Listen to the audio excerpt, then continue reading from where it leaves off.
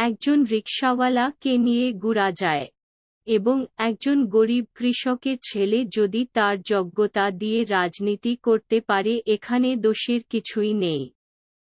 কিন্তু যদি একজন নারীর দালালকে সাথে নিয়ে ঘুরলে তাহলে ইজ্জত যাবে। রাজনীতিতে দুইটি জিনিসের কোনো দাম নেই, এক হলো মেয়ের দালাল, আরেক হলো ড্রাগ ডিলার।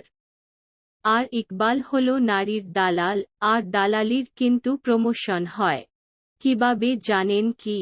আগে নারীর দালাল ছিল ইকবাল, এখন রাজনীতিতে এসে বড় বড় সুযোগ নেয়, কিন্তু ধান্ধা একই, তা হলো দালালি। কি লাভ যদি রাস্তা বদলায় কিন্তু চরিত্র সেটাই থাকে? তাহলে এত বছর ধরে কি করলো ইকবাল, তাও দালালি কি সেটা? ইকবাল অনেক মানুষের কাছে বলে যে নাসিম ভাইয়ের সাথে থেকে নাকি তার আরও পকেট থেকে টাকা চলে যায়, এবং অনেক মানুষের কাছে এমনও বলে বেড়ায় যে নাসিম ভাই নাকি ইকবালের কোনোদিন কোনো উপকারে আসেনি। এটি নারীর দালাল ইকবাল বলে বেড়াত। এখন প্রশ্ন হলো, ওই নারীর দালাল ইকবাল নাসিম ভাইয়ের গাড়িতে উঠতে চাস কেন? নতুন করে নাসিম ভাইয়ের নাম বিক্রি করে দালালি করার জন্য। এবং এই কাজে ইকবাল অনেক অনেক পারদর্শী। নারীর দালাল ইকবাল জানে মানুষকে কিভাবে ঠকাতে হবে।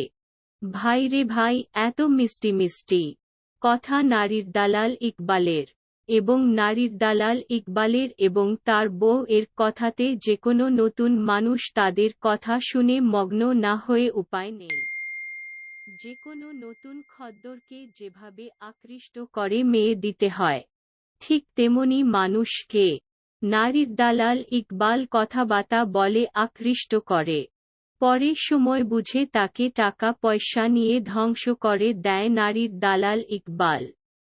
এবং ইকবাল নারীর দালাল সব সময়ে নাসিম ভাইয়ের গাড়িতে উঠতে চায়, কারণ মানুষকে দেখানোর জন্য। আর যে বড় বড় চাপা মারে, এগুলি বলে শেষ করা যাবে না।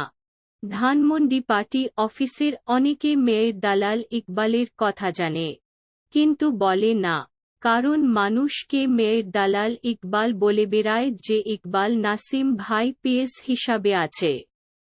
আরও বলে বেড়ায় মেয়ের দালাল ইকবাল যে আজকে আমাকে ওইটা দিল নাসিম ভাই, নাসিম ভাই আমাকে উনার সাথে থাকার জন্য রিকোয়েস্ট করে, তাই থাকি। কিছু কিছু মানুষকে মেয়ের দালাল ইকবাল বলে বেড়ায় যে নাসিম ভাইকে দিয়ে আমার কোনো উপকার হয়নি। দাড়ি হায় রে মেয়ের দালাল ইকবাল, তুই নাসিম ভাইয়ের গাড়িতে চড়ার জন্য বসে থাকো, আর মানুষের কাছে উল্টা পাল্টা কথা বলস শালা মেয়ের দালাল ইকবাল। মেয়ের দালাল ইকবালের আসল উদ্দেশ্য হল তার নিজেকে পরিবর্তন করা।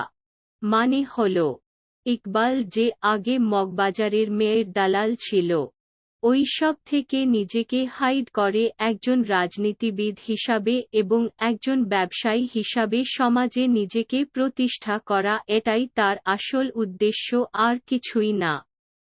কিন্তু সে ভুলে গিয়ে ছিল যে মানুষকে ঠকিয়ে টাকা হাতিয়ে নিয়ে এবং নাসিম ভাইয়ের নাম বিক্রি করে টাকা কামানো, নাসিম ভাইয়ের সাথে মানুষকে বসিয়ে দিবে বলে নমিনেশনের জন্য টাকা নিয়ে যাওয়া, নারীর হোটেল দিয়ে কিছু অসৎ নেতাকে ওই হোটেলে নিয়ে টাকা কামানো, এলাকা কিছু ভালো ভালো নেতাকে নিজের দিকে আনার জন্য কিছু মেয়ে দিয়ে ইয়াবা দিয়ে মানুষকে ক্ষতি সাধন করা, এবং মানুষকে মানুষের সাথে দ্বন্দ্ব বিবাদ সৃষ্টি করা, এসব করেই মূলত মেয়ের দালাল ইকবাল এবং মেয়ের দালাল কামালরা টাকা পয়সা বানিয়েছে।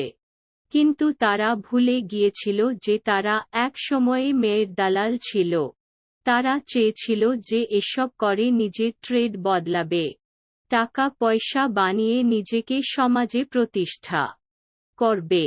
কিন্তু মানুষ তার অতীত ভুলবে কিভাবে যে কিনা আগে একজন খদ্দরের আশাতে হোটেলে সময় কাটত। এখন নাসিম ভাইয়ের গাড়িতে চড়ার কারণে তার কাছে মানুষ তো এখন আসবেই। দান্দার নতুন মোড় পেল মেয়ের দালাল ইকবালের। কত যে আওয়ামী লীগের সৎ নেতাকে এই মেয়ের দালাল ইকবাল ধ্বংস করেছে তার কোনো হিসাব নেই। তবে এখন হিসাব হবে ইকবালের।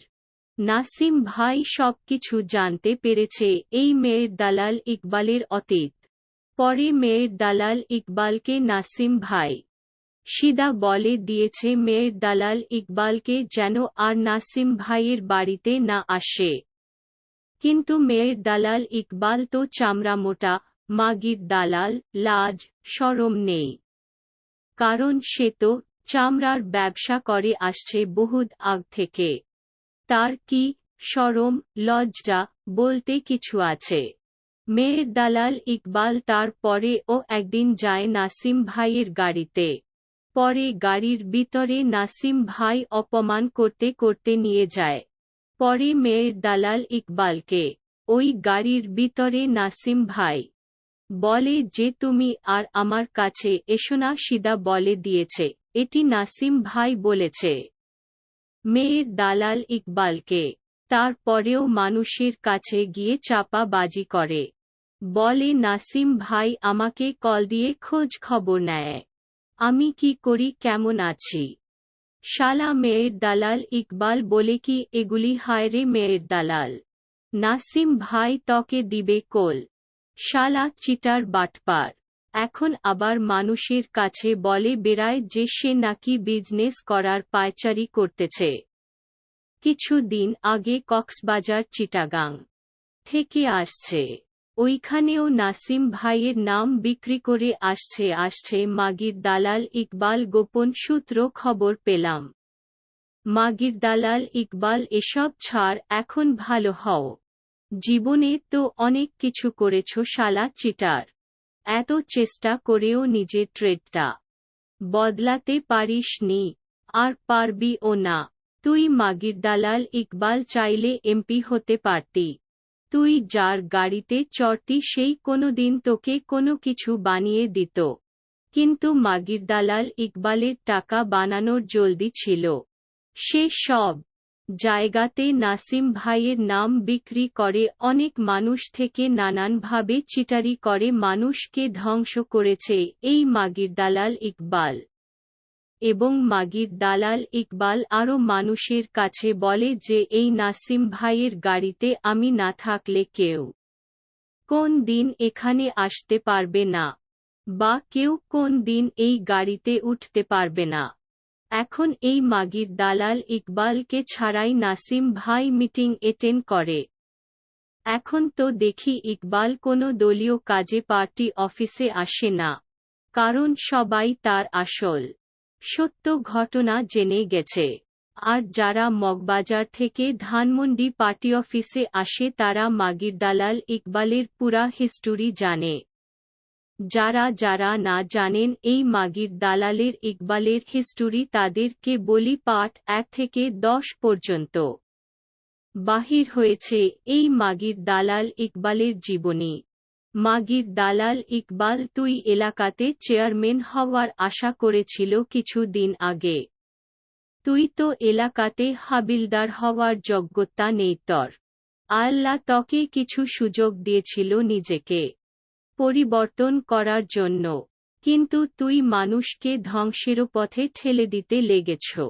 তোর পাপের সাজা এই বাংলার মাটিতে হবে। তুই মাগির দালাল ইকবাল যে কত বড় অমানুষ তা বলেও শেষ হবে না। মাগির দালাল ইকবাল শুধু নিতে জানে দিতে না। নামাজটা পড়ে শুধু মানুষকে দেখানোর জন্য, আর কিছুই না। মেয়ের দালাল ইকবালের আরও এমন অনেক কিছুই আছে এই মাগির দালাল ইকবালের বিরুদ্ধে, তা বলে শেষ হবে না। তার ভাই কামাল সেও মাগির দালাল।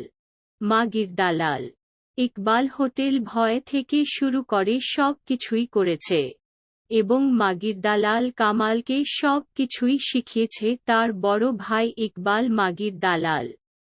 আর ইকবালের যে এত সুন্দর মিষ্টি মিষ্টি কথা রে ভাই, এমন কথা শুনলে যেকোনো ব্যক্তি মুগ্ধ না হয়ে উপায় নেই। এবং মাগির দালাল ইকবালের ছোট ভাই কামালকে এমনই বানাইছে মাগির দালাল। মাগির দালাল কামাল কিছু টাকা পয়সা বানিয়ে এখন সে হাজি কামাল হয়েছে মাগির দালালে। বারদ্দি বাসির অহংকার মাগির দালাল চোটটা কামাল থেকে হাজি চোটটা কামাল হয়েছে। এখন তো বাতাসে কিছু কথা রটেছে যে সোনারগাঁ এক নামি দামি নেতাকে নেশা দড়িয়েছে এই মাগির দালাল ইকবালের ছোট ভাই। মাগির দালাল চোটটা হাজি কামাল। আরও কিছু গোপন কথা বলি। মাগির দালাল চোটটা হাজি কামালের। কোনো নতুন ব্যক্তি যদি সোনারগাঁয়ের সাবেক এমপি কায়সার ভাইয়ের সাথে দেখা করতে চাইলে মাগির দালাল চোটটা হাজি কামাল বলবে যে আপনি কায়সারের সাথে দেখা করতে চান কেন, আপনার বাজেট কি? কায়সারের সাথে দেখা করতে আসবেন যেহেতু গুরু দক্ষিণা হিসেবে ৫ থেকে ১০ লাখ টাকা নিয়ে আসেন। মানে কোনো ব্যবসায়িক ব্যক্তি দেখা করতে চাইলে এমন কথাই বলে। মাগির দালাল চোটটা হাজি কামালে আসলে এটাও এক প্রকার ধান্দা। এলাকাতে ভালো মানুষের বেশ ধরে থাকে আর দূরে করে ধান্দা। ধান্দা নাম্বার ১, মাগির দালালি বিজনেস। ধান্দা নাম্বার ২, কায়সার ভাইয়ের পিছনে থেকে ধান্দা করে উনার নামের উপরে। ধান্দা নাম্বার ৩, দাড়ি। মানুষের টাকা পয়সা বাটপারি করে টাকা পয়সা নিয়ে যায়। এই মাগির দালাল চোটটা হাজি কামাল। এখন চোটটা কামাল। মাগির দালাল কামালে হাজি ভাব ধরেছে।